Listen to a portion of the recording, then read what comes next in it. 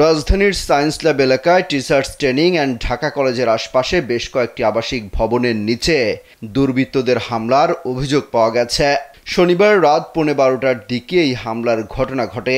New market থানার OC Aminul Islam কালবেলাকে বলেন, science lab এলাকার লাঠিমি ভবনের নিচে একটি সিসিটিভি এবং লাইট ভাঙা হয়েছে।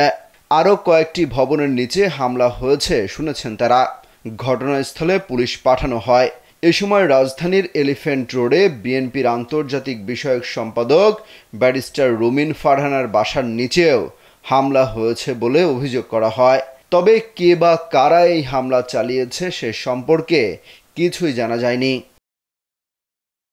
খামেরা তো দাগ হয় কিভাবে? এই যে ভাবি, দাগও যাবে রাগও যাবে। নিন চাকা সুপার হোয়াইট।